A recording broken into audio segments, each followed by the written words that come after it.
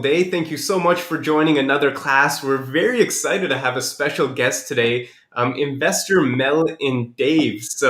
I cannot wait for this class. We're going to be talking about real estate investing in a non-traditional way, not the way that we usually talk about it with a 20% down payment, get a mortgage. They have this unique approach that's worked extremely well for them. We're excited to have everyone. We're going to get started shortly. We'll just wait for everyone to come on in the chat box. Just let us know where you're listening in from. Where are you guys from? Are you from North Bay, Ontario? Yes. Hello. Yes, we're from North Bay, Ontario. Correct. Yes. Amazing. And what's the weather like out of North Bay? It's actually nice and sunny today. And if people are wondering where that is, we're about 4 hours north of Toronto. Absolutely. Awesome. So we have Oakville. Hey, Amber, welcome. We have Surrey, BC, Lawrence from Edmonton. Barrie, you're not too far from Barrie. We're close from Barrie. Hello. There you go. That's awesome. Anyone from North Bay? Let's see if anyone is from North Bay. That would be awesome. Or even Sudbury, Halifax, Ottawa, Edmonton. Well, hey, good morning, Susan. It can be done anywhere. So this is suitable for everyone across Canada, or even if there's anyone from the States as well. Awesome. Oakville. Awesome. So guys, what today is going to be, it's going to be an interactive kind of interview. So I have some questions for Mel and Dave, but I want you to ask your questions and make sure your questions get answered as well. So just to get started, Mel and Dave, why don't you share a little bit about your story? It's such an inspiring and moving story on how you got started in real estate. So if you can share that with everyone, I think that would be incredible. Sure, I'll start off and you can jump in if you want. Absolutely. So hello, thank you so much for having us. It's great being here, so appreciate that. Dave and I, we are now full-time real estate investors, but we weren't always investors. So when we first met, I had 2 properties, they had the one, and we started slowly building our portfolio, and I would say the more traditional way, using our own money.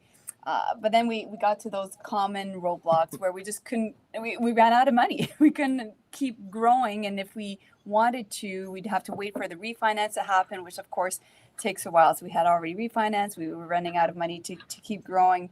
And then we realized that we read Rich Dad Poor Dad by Robert Kiyosaki, and we realized the power of other people's money. And got to work, and we spent a lot of time researching and finding out what people did right, what people did wrong. And then once we created a system around that, the next year we purchased 12 properties in less than 12 months using none of our own money. And without joint venture partners as well, which is important to note, because the strategies we use, that means that we get to keep 100% of the cash flow, the appreciation, and the equity.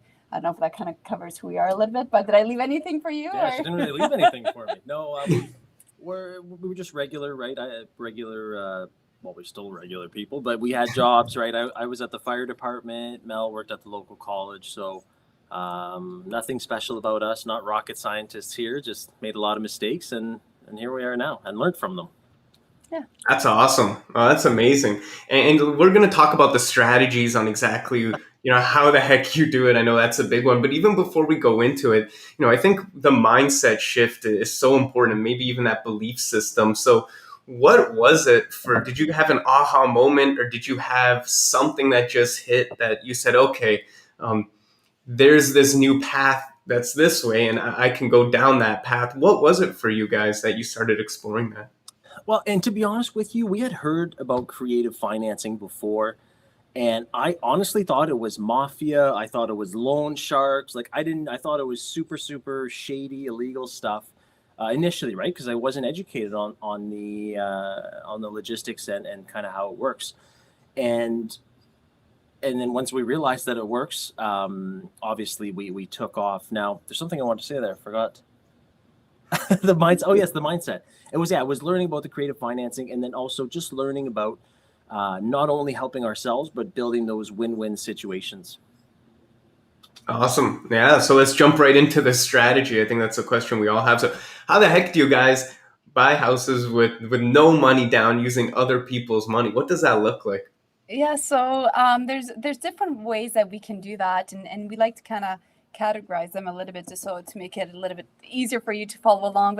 And I'll explain the first one. Maybe I'll leave some information here for Dave to pitch in as well. But so I'll go through owner financing. Owner financing has been huge for us. So the year that we bought 12 properties in 12 months, the majority of them were owner financed, and even last year we bought 100 some units as well. Not all of them, but many of them were also owner finance. So what does that mean, and why would anybody want to do that? So owner financing is essentially when the owner becomes like the bank. So just think financial institution, they loaned you X amount of money, they're going to do the same thing. So and one example, and I'm just going to use basic numbers here today. So let's say I purchase a property for $100,000. Of course, we can't typically get that, but $100,000 for a property. The financial institution, and let's say it's a fourplex, which would require 20% down as opposed to 5 and up. So 20% down. The financial institution would hold 80% of the financing, and then Mr. Owner, as long as he has that much equity into that paid off, he or she would hold the financing for the remaining amount. So that's essentially how that works. If you go to a traditional bank and you talk about creative financing or owner financing, they will tell you that it cannot be done. Do not believe them because that put us on hold for quite a while because we thought, oh, okay, exactly, it's illegal. You can't do that. No, it is legal. You can do it. It's going to be a win-win with the lender. And why would the owner want to do this? Because it benefits them. We're huge on win-win situations. They want to do it because it makes sense for them. So they do it because if it's not already listed, they don't have to pay an agent. They do it also because of interest. You're going to be paying them interest. And it also, and I won't get into all the details today, but into the tax benefit for them as well. They get to defer their taxes. So it really benefits them when it comes time to sell. Yeah. Oh, sorry, go ahead. No, thanks so much for sharing that. Now, when you look at Canada, some of the most profitable and the biggest companies are these big banks, and there's a reason why. They know how to make money. Yeah. And as an individual, if you could become a bank, that's a great way for you to earn money as well. And we talk a lot about private lending, where you're lending out your money, and that's one form of being your own bank. And this is almost another form of you have a home. Do you need to have equity? Like, do you need to own the home 100%? So if I'm someone that wants to give you owner financing and you want to buy my place, do I need to own the home steer and clear? Not necessarily. No, sorry, go ahead. Not necessarily. If you were to hold the first mortgage or 100% financing, then yes, you would have to have the asset paid off. However, in the example that and this is our go-to, when the seller holds a second mortgage, they would only need to basically have as much equity as they're holding in the mortgage, right? They can't hold more than what the equity they have. So it just depends on if it's going to be a first or a second mortgage. Got it. No, that's great. Guys, in the comment section, if you have questions, now is the time to ask about owner financing, how it works. Do you find a lot of people get nervous or confused when you approach them about owner financing? And yeah, they definitely have questions. And there's kind of, there'll be the people that are straight out, no, I can't hold any financing for you. I need these funds for my next project, or my kids are going to school, or this is my retirement, and that's fine. There's people that we'll find sellers that actually have purchased that asset with creative financing. So they're more than open to doing it for someone else down the road because they understand the win-win. And then there's people that have never really heard about it, and we approach it. And again, we're not stern when we approach it. We show them our cash flow analysis matrix, which is numbers, which helps them see, again, and kind of backtracking here, with any creative financing, any seller financing, any OPM, other people's money, Mel and I are big on you need to exit the deal before you enter it, meaning how are you going to pay these people back? Otherwise, don't touch it. So that's exactly what we show them is the exit strategy, which puts them at ease because obviously they have to know, like, and trust you. However, at the end of the day, it's a financial transaction that has to be backed up by numbers. So yeah, they'll be sometimes they're surprised or they don't understand it. We ask them to go talk to their accountants and lawyers, and they talk and they see the tax advantages, and the lawyer explains the legality of it. And yes, this does work, and it is legal, and it does happen. And then they open up their minds to it. And sometimes Nice. they don't. But yeah. Yeah, and something to add as well is that a few things, if you're getting excited, because it is exciting, it should be exciting that you can get into some properties without having to come up with that 20% down, or at least you can use other people's money to do so, is that it won't work for every deal. We analyze a lot of deals in order to find the ones that we do. However, they're still out there. If we were able to buy 100 plus units last year and 12 in 12 months and those kind of numbers, there's definitely still a lot of deals out there.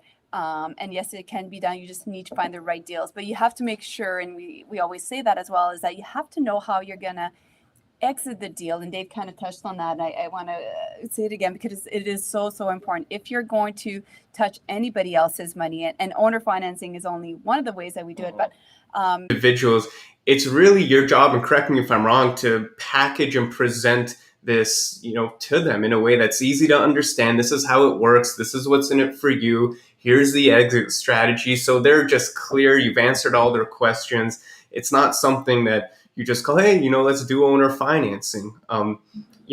Is that the approach that you've seen? Well, like, how do you convince people that might be on the fence a little, or do you just go for people that are in right from the start?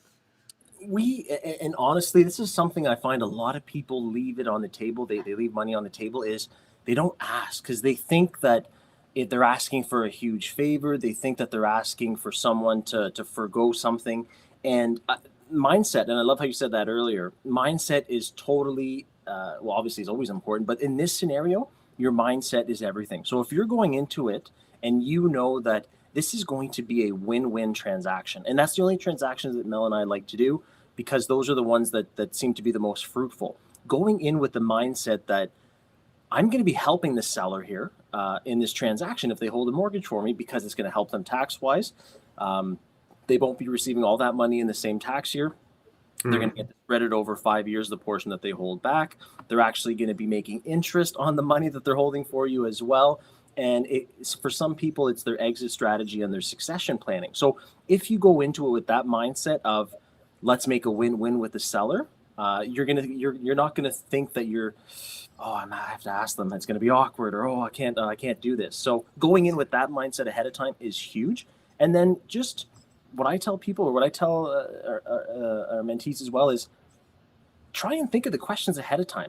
Put yourself in their shoes. Like, if you were the one selling the asset and holding a mortgage, what would you need to see here for you to feel comfortable, right? Just think of a bank. What do they need to see and hear from you in order to fund a deal? And just reverse engineer that.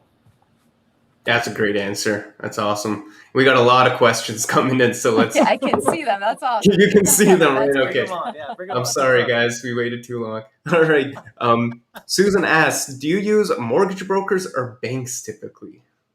I like mortgage brokers. I have used financial institutions. I like mortgage brokers. And the whole reason is, while we're doing this with you right now, I know that I have mortgage brokers that are, I work with about 4 or 5 different mortgage brokers. They're all looking for financing for me right now. So that's why I love using mortgage brokers, because it truly lets us scale and approach a lot more lenders. As well as they help to stick handle the deal. They'll help with the paperwork. They help with everything else, as opposed to everything being on you. So yes, I love using mortgage brokers. They take the load off of us, I find, and they help us facilitate deals. Yeah, and I'll add to this in case some are thinking, well, but Mel, Dave, this means that you're paying higher interest. Yes, but think about it this way. We were able to buy 100 plus units last year. We wouldn't have been able to do that with the traditional financing. So I'm okay to pay a little bit more on interest for the deal if the deal can sustain it, and if I have my exit strategy in order to make that this much more. So it's all the numbers, right? It's always about the bigger picture. So yes, I pay more interest, but I'll pay 1,000 to make 100,000, right? Every day. Yeah. And don't get fixated on the interest rates. That's just one part of the whole deal, right? Yeah, 100%. Exactly. Sharon asks, who makes up the contracts for this? For financing, it's going to be, well, if there's a realtor involved, it'll just be the standard agreement, purchase and sale, and you put it in there. That's what we've done. Or if it's lawyer to lawyer, the lawyers draft it up. Now, with creative financing, I don't want you to put it on a pedestal. It's no different. So let's say a seller's holding a mortgage for you. The lawyers are going to do it just like they would with a bank, right? They're going to draft up the schedules, the amortization, all that. And then it's always the lawyers that end up doing it. They're the ones that are going to put either the first or second charge mortgage and register it. So a lot of that falls on the lawyers. And this is where it's important to use investor-focused team, because if you're having to teach your lawyer how to do creative financing, they might be a great lawyer and everything. It just might not be in their wheelhouse, but it falls a lot on them. Yeah, make sure your lawyer has done creative financing before. You don't want to be their guinea pig. Yeah. Okay, this is an interesting question from Kim. Can you work with builders or only individual sellers? And I'd like to know exactly, like when you say work with builders, I just want to see exactly what you mean. Like for creative financing, I honestly have not, like Mel and I are not into development or anything like that. So I don't want to, we have our wheelhouse and our lane and we particularly stay in it. So I just don't want to overstep or say anything and part of that is always lie to you or make something up. Yeah. And part of that for us, it's always that, again, going back to that clear exit strategy. With multifamily, and again, this can be done with single dwellings. We bought our lake house using creative financing. It was 80% owner finance and 20% Mrs. RRSPs. That's another way of doing it. So there's sorry. And no, I'm just thinking, because now I'm trying to think of Kim's question in a different context. Can you do it with pre-construction condos? Maybe that's what you mean by builder. Absolutely. We're doing it in BC and Toronto. A lot of our mentees do it. So yes, now that I'm looking, I'm rethinking your question. Yes, you can do it with pre-construction condos and builders. I did not know that. And I have some pre-construction condos that would be game changing. Wow. And think about this, right? If you have that pre-construction condo that you've utilized other people's money for, and let's say you exit it even before it closes, or you sell it before they even register it, and make a profit on it, that's infinite return on investment. You didn't use any of your money and you made money, right? Anyway, that's how I see it. Yeah, absolutely. Great point. All right. Shahzad asks, do you hold your assets personally or in a hold co? Got some tax questions. That's a great question. And I'll send you over to watch the video here afterwards. It's on YouTube. We have a YouTube channel, Investor Mel and Dave on YouTube. And it's the biggest mistakes we've made. And this for us was one of the biggest mistakes we've made over, 400, or I think it's like 400,000 plus mistake we've made. Yes. And this is definitely for us one of the big ones, because we grew very quickly. And no, at first we did not have our business structure well. So this is going to vary from one person to another, depending how many properties you want to buy. If somebody tells you right away, you should always do this or you shouldn't do this, that's not what I suggest. I wouldn't suggest taking advice from them. So everybody will be different. And I'm sure Dave has maybe a bit more to add here. Yeah, and thank you for pulling up the YouTube page here. That's awesome. I love how you can do that.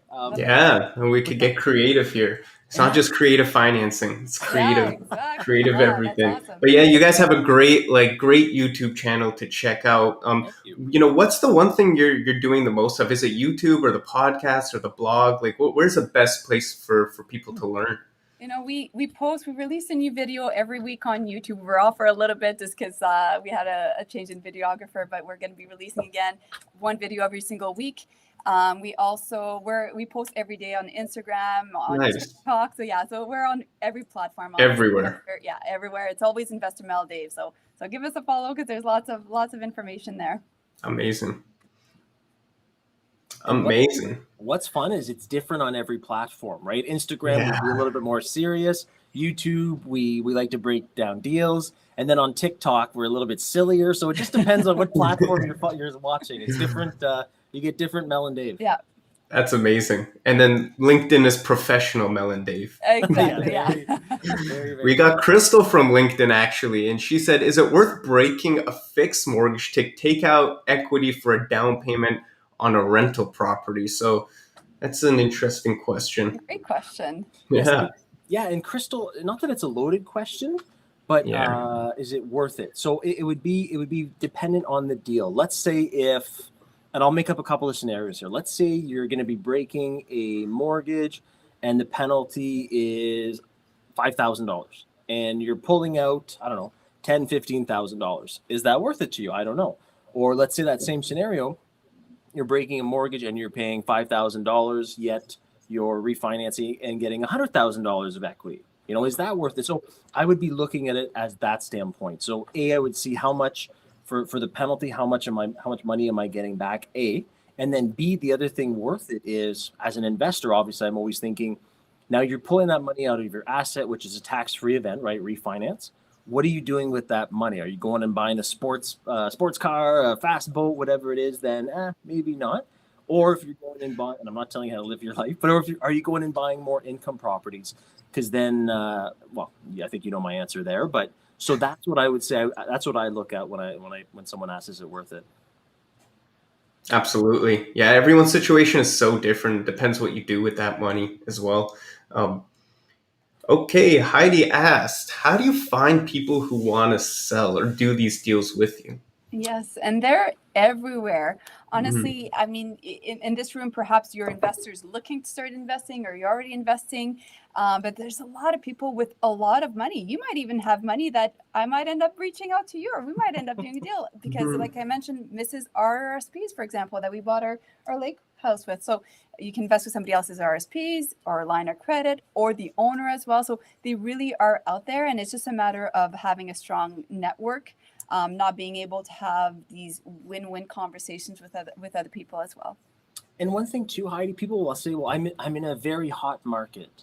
It doesn't work here." And I not that I disagree. I'm just saying it works everywhere. Now, will it work on a listing where there's 40 offers all over asking price? No, they're not going to work there. 100%, they're not going to work there. However, even in that hot market, there's still going to be sellers that want to do it because, again, they're not going to list it and have 40 offers. They want that particular person that's going to come along, that they're going to hold a mortgage for, that understands investments, understands how they're going to pay them back. So that happens everywhere. And Mel and I are looking all over the place. We're looking at hot markets. We're looking in the States. We're negotiating seller financing everywhere. So good question, Heidi. And yes, it works everywhere, even in very hot markets. Amazing. And you guys mentioned a little bit about the exit strategy. Can you explain a little bit about exit strategy, why it's important, and what is the most popular type of exit strategy that you use? Yeah, great question. And I'll give an example. Last year, the year before, I forget, there was a 12-plex where the owner was willing to hold 100% financing. And the deal made sense. The deal cash flowed from day one. Beautiful building. He had done all the renovations. All the tenants were brand new. All the rents were up to market value. So it made sense to buy it today. However, I did not know how I was going to pay them back because we didn't know how we could renovate or reposition the asset. The asset was stabilized and it was already at its ceiling. So we had no way to pay them back. So we actually turned the deal down. So typically what we do is we find those underperforming assets and then we do just that. We do the renovations, which is we do minor renovations, right? It's not HGTV where we're knocking down every wall, and, which we have done too with bank repos and that. I'm not saying there's anything wrong with that.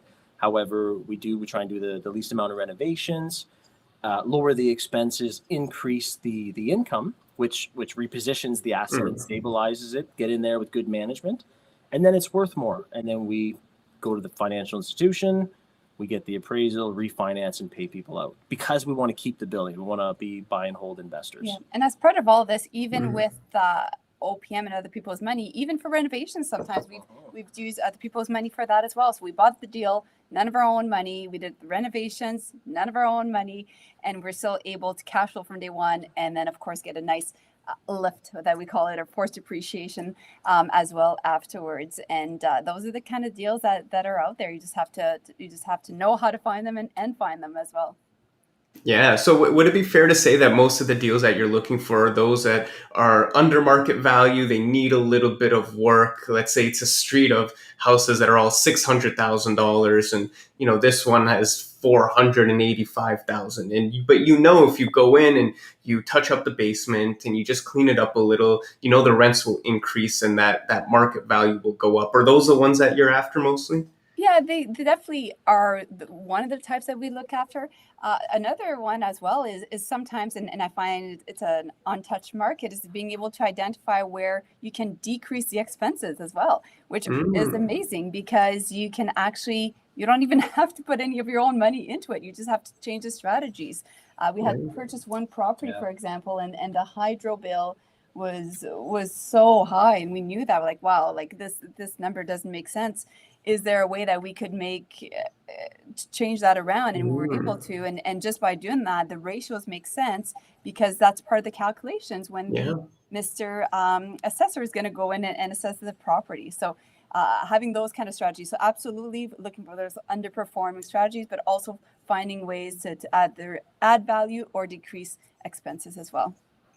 I love that. It's so people think that the only way to make passive income is to increase your income and make more money, but if you decrease your expenses, you can make money that way as well. And same thing with rental properties or even investments, just lowering those fees. I love that.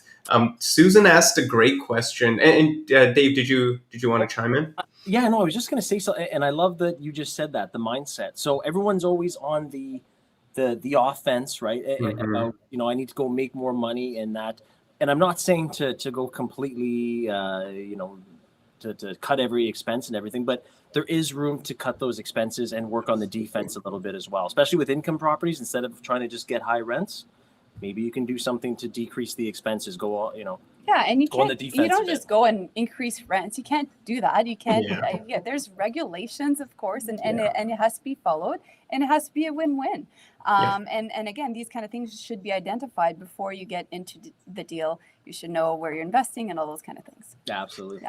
Yeah. And one of our most popular resources at Enriched is we created this script that teaches people how to call their service providers and like word for word, what do you say to negotiate your bills and your cell phone. And now that I'm thinking, like, you can use that for your rental property internet or your rental property expenses. Like, Yeah. learn how to negotiate those expenses, lower those expenses. Yeah. Why not? Okay, Susan asked a great question. How long are the second mortgage takebacks? For a year, 2 years? Uh, that'll depend on the deal, Susan. Yeah. And if I know I've got a deal that needs a lot of work, I'm going to build more time into that.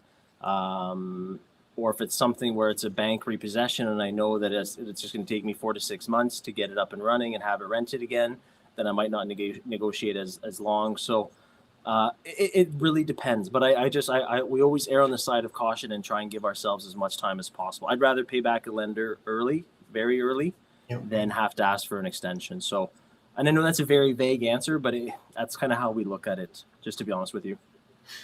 Yeah, and like out of curiosity, how much time would it take to for a deal? Like if someone wants to do one deal, and there's so many components to it. I know it's hard to give an exact answer, but how passive or active is it in terms of time commitment? And again, it's going to depend on the deal, Yeah, and it really is. And I know it's a great answer, but that's just the reality. If we yeah, look at our entire portfolio, we have some that come to fruition very early, some are later on. If it's a bank repo flip, for example, and I can send my crew in there right away, and they can flip it in 6 months or so, then that can be very quick. If I know that I have long-term tenants in there and it's going to be a longer play, or is there a way that so it just, yeah, it varies. Many of our properties have been within a couple of years that Yeah. we've been able to refinance. But again, we love to be layered, right? Extra protection as part of yeah. our deals, and we structure our deals accordingly as well. Absolutely, awesome. Jasper asks, "Hey, Mel and Dave, which one do you recommend, multifamily or single family?" Yeah, and we're doing both. We have a lot of multifamily. We love multifamily overall, and the reason that we do love multifamily is that if for some reason one tenant doesn't pay, then the cost of mortgage and your expenses are still covered. That being said, there's still potential in homes. We're purchasing. We actually have two properties right now in the States, Nice. single dwelling family homes, because again, we see the potential in them, and that's why we decided to invest in them. Amazing. All right. Shaizad asks, "Where's the majority of your portfolio? What location?" Yes, a great question. So as of today, they're in North Bay, Ontario. Nice. But we're looking at liquidating some of those and going to different places such as Alberta, Saskatchewan, Michigan, where the two properties in the States as well. Probably out east in Canada. Nice. I think Atlanta, Florida. So a lot of different places. We're looking really diversifying it and putting our eggs in a lot of different baskets. Absolutely. Are there specific things that you guys look out for when you're going into a new market, or is it mostly just the deal? Do you look at population growth or jobs or transit, anything like that? Yeah, it's bigger picture of a little bit of everything Nice. that we Yeah. want to make sure that that we have, right? And if we know, for example, maybe one place, let's say we're investing in Toronto or in BC, the reality is the cash flow won't be as high. However, Mhm. the appreciation might be higher. And this is where Dave's talking about diversifying our portfolio. It's not a bad problem to have if, okay, perhaps I'm making a bit less in cash flow in these properties here. However, I know my appreciation is going to be more compared to different markets. I might get more cash flow in a market like North Bay. The cash flow is great. The cap rates are great. You can make a lot of money. That's how we were able to quit our job in our 30s. The Nice. appreciation is there, but not as high as in hotter markets. That's awesome. All right, mortgage by pay, Tori. Good to see you. When would you typically execute the exit strategy? Are majority of your holdings for the purpose of flipping or long term holding? So we're more long term long term holding. Now, that being said, sometimes we purchase them, we think we're going to keep it for 20, 30 years, and we have flipped them, we've sold them. So the reason we like holding is we like holding assets over a long period of time. Okay. And when we do sell them, it'll be at the lower capital gains, the 50 for now anyway, as opposed to the 100 for flippers.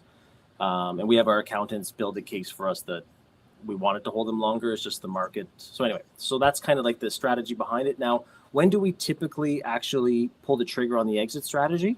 It's once we've seen that the asset. So let's say I bought it. Let's use your example. You said you bought the house at 485, and everyone else on the street was 600.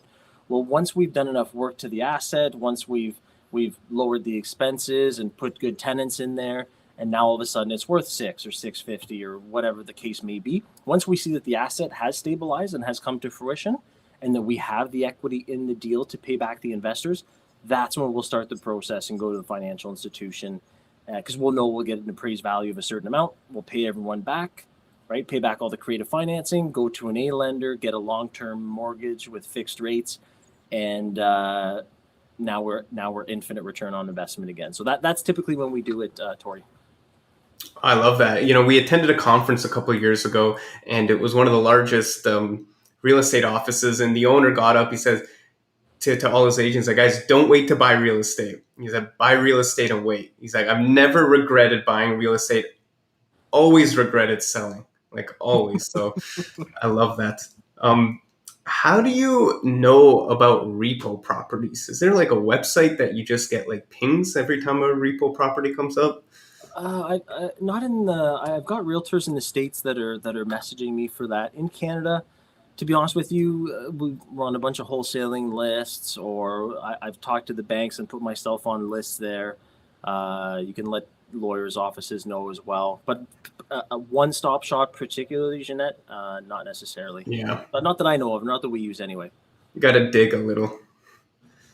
All right, Susan asks, are you reinvesting your profits into real estate or the stock market? Yeah, definitely real estate. Yeah, we love real estate, and the reason we love real estate is that although there's little zigzags in markets and whatnot, we all know that we can literally draw a line, and that's upwards throughout the years. It always increases in value, and it's also something that generational wealth that I know that I can Yes. pass on. We have 3 kids that we can pass on our portfolio to the kids as well.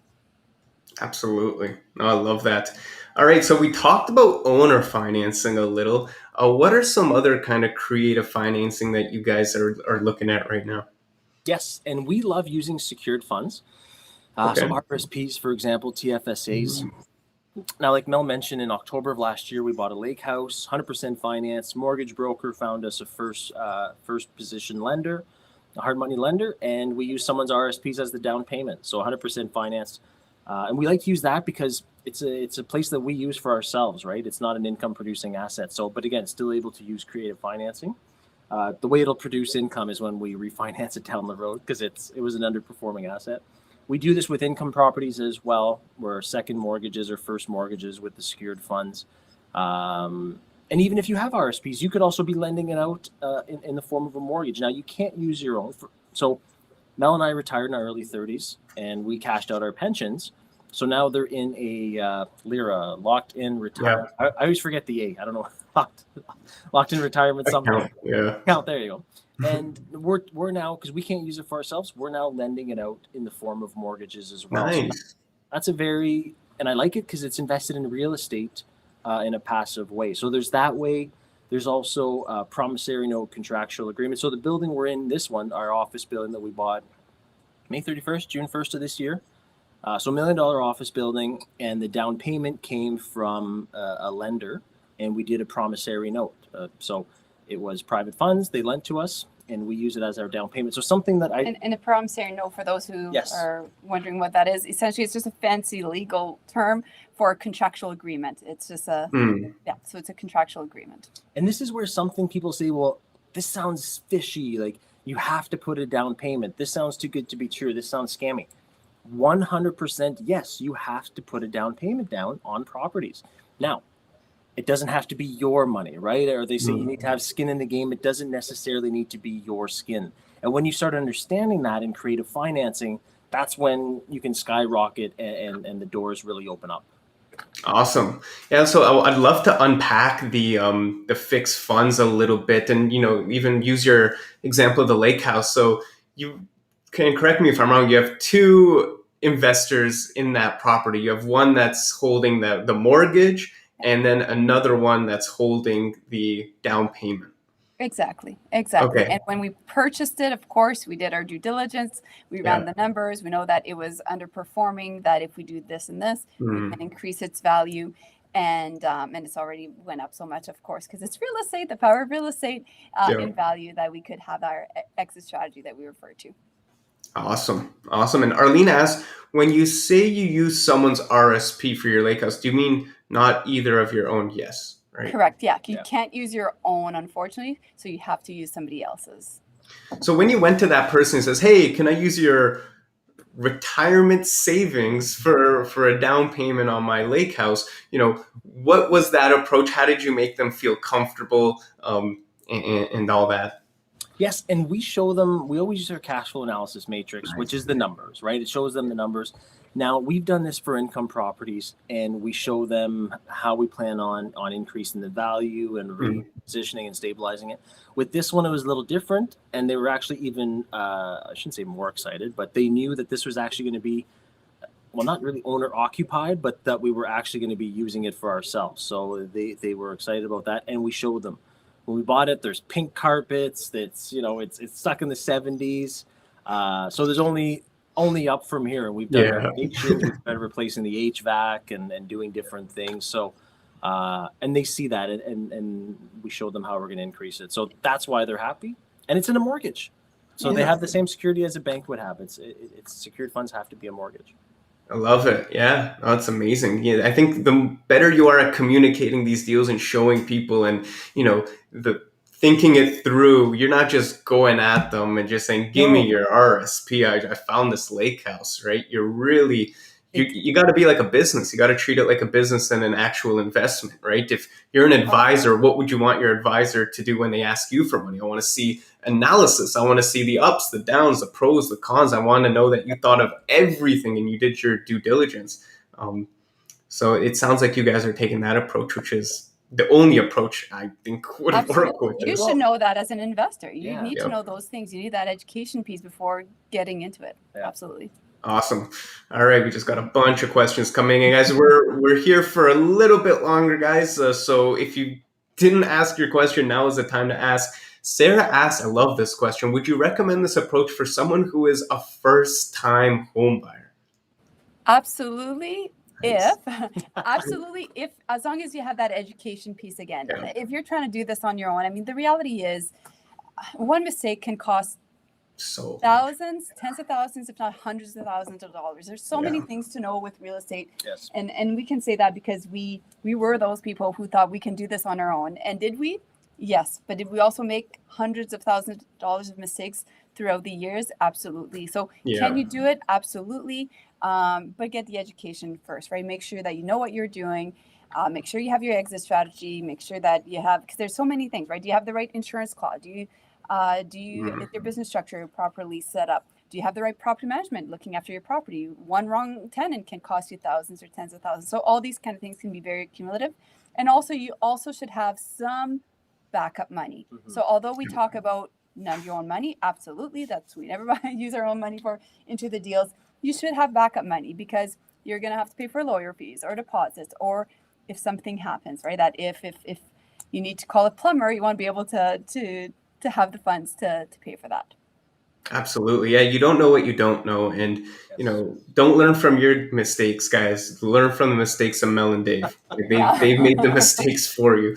Listen to their stuff, check out their website and learn from them.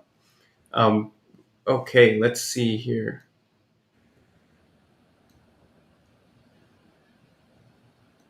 Okay, Kelly asks, isn't the RSP down payment essentially a second mortgage? And do they secure? Correct. Yes. Yeah. Now, the key here is to find a first mortgage holder that is okay with someone having a second behind them. And if you're thinking the big five banks, no, absolutely not. not. Yeah. Don't even try. No. Don't waste But your time. there's so many out there, right? Like there's so many lenders. It's like, guys, the big five are just the tip of the iceberg. There's like endless amount. Exactly. Yeah. Okay. What's your advice to someone that wants to start and have no portfolio or cash flow to show?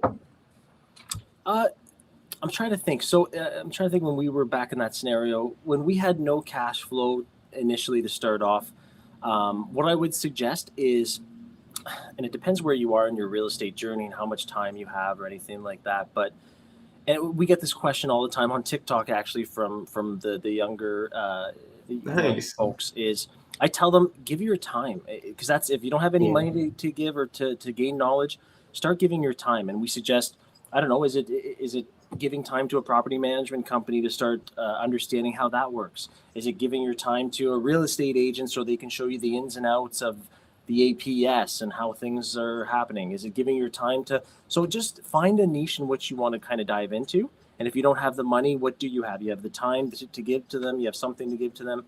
Go that route, and you'll end up through osmosis learning. Don't ask what can they do for you. Ask what you can do for them, and in return, you'll gain knowledge and experience and a contact. Yeah, and it's that short term, right? So Dave and I, yes, we have a lot of freedom now because we quit our job and all those things. But it wasn't. If you follow us, you'll see our journey. It wasn't always like that, and we were paycheck to paycheck, and we were working 3 jobs at once.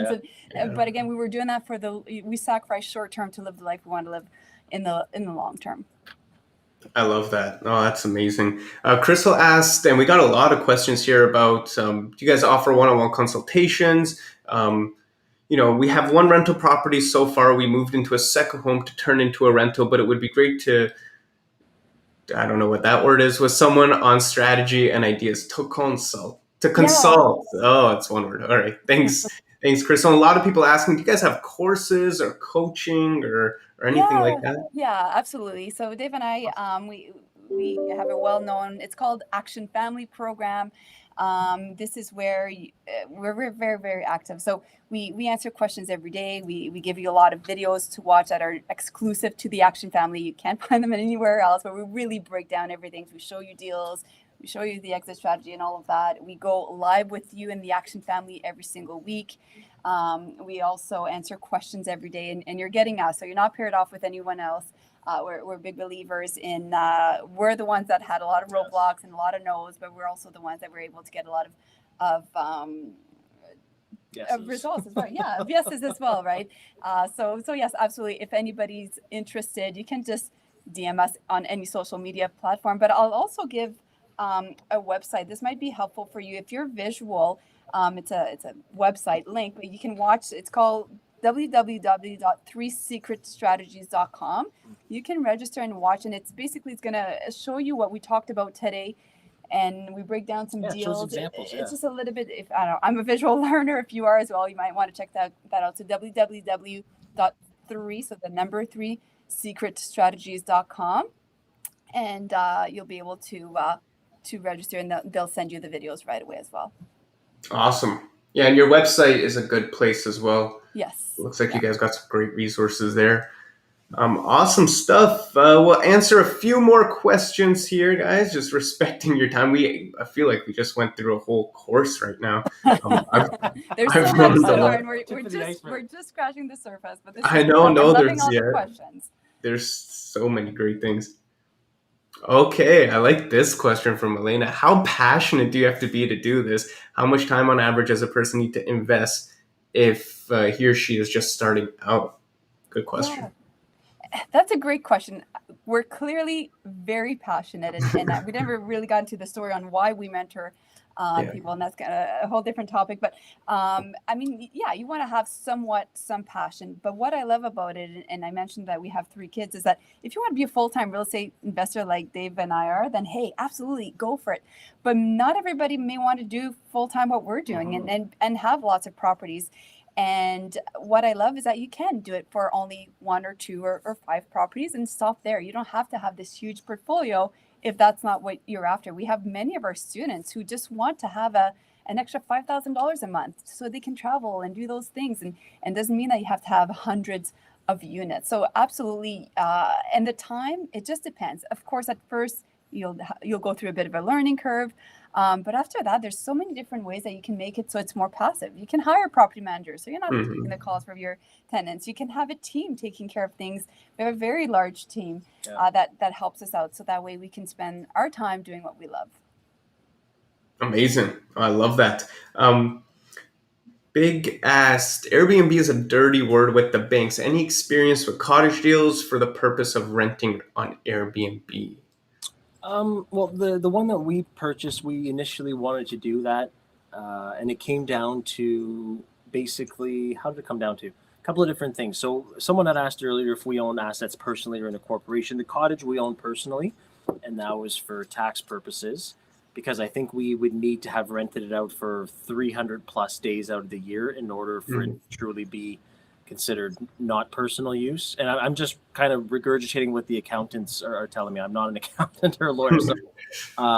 So we had looked into it, but we just didn't like the optics. We wanted to use it more than 65 days a year. So in regards to that, financing was not an issue, even if we wanted to Airbnb it. So what I would say to you is, yes, some institutions, they don't, and some insurance companies don't want to touch it with a 10-foot pole. However, if you have the right contacts, the right mortgage brokers, and you were mentioning it earlier, there's so many different financial institutions, and they will do the Airbnb. Same with insurance companies. Not everyone does them with student rentals either. But if you have the right insurance companies, the right insurance brokers, they will find you the product for your asset. Awesome. And Jackie asked here, how many units would you say you should have until you get a property manager? Yes, and that's a great question, Jackie. Now, Dave and I, we were on our own for a long time. We had 87 units, and we're sold everything. I don't recommend that, so don't make that mistake. But honestly, this is going to come down to personal choice and perhaps a bit of cash flow and where you're at in your journey. We have some of our students who don't, from day one, they don't do any property management whatsoever. Some like it and they want to stay hands-on, and some people are kind of do what we did. They started off doing their own property management. And there's different ways you can go. You can either, we had our own property management company for years, and now recently we decided to just outsource that as well, so we can focus on the Action family more instead. Amazing. Awesome. Well, guys, thank you so much. The website, everyone, is in the description. Mel and Dave, that was amazing. Great questions. I think everyone got their questions answered. Anything you want to leave the group off, anywhere that they could find you, any words of inspiration? Yeah, absolutely. I just have the mindset that whatever situation you're at, this can be done. We've seen it all. We've seen the people in different markets. We've seen people who don't have tons of money. And again, yes, you need that backup money, but if you don't have it yet, keep saving till you do. And then when you're ready, take action. But honestly, the name of the program is Action for a reason, because there's 96% of people keep talking about it, but they don't do it. And this is for the 4% who are tired of talking about it and taking action. So if you're going to do something, yes, it's great to talk about real estate and those things, but you actually have to put things in place and take action. Yes, and the other thing I would say is, because we heard a lot initially, and don't listen. A lot of people say it doesn't work here, that doesn't exist here, don't even try, they don't do it here. Creative financing works everywhere. We're looking at deals in Miami, we're looking at deals in Vancouver and Toronto. It works anywhere, okay? So just don't listen to that. And other things that people told us that did not turn out to be true is the only way you can do it is if you partner up or joint venture with someone. And if you want to do joint ventures, hey, that's awesome. That's amazing. A lot of people make good money with it. I'm just saying it's not the only way. Mel and I, we use other people's money. We invest with other people's money, and but we don't give them any ownership or equity. It's strictly interest. So there are other ways other than those. So that's what I would just say. Yes. I love it. Awesome. Oh, thank you guys so much. Yeah, yes, this was awesome. Yes, Great questions. I loved all the questions. Yeah, and again, we're all on all social media platforms. So invest in Mel and Dave everywhere, whatever platform you use, and make just sure to say hi. We'll be different in different ones. If you come to TikTok, I'm going to be very silly. Yes, Dave takes his blazer off for the TikTok. Yeah. That's hilarious. I can't wait. I can't wait to follow you guys on TikTok, especially. Yeah, so awesome. I'm excited for that. Awesome, guys. Thank you so much. And everyone, thank you for joining us today. Hope you enjoyed the class. If you did enjoy it, give this video a big thumbs up, and we'll chat with you soon. Thanks, guys. Awesome. Thanks, Mel and Dave. Thank you so much for having us. Thank you, everyone.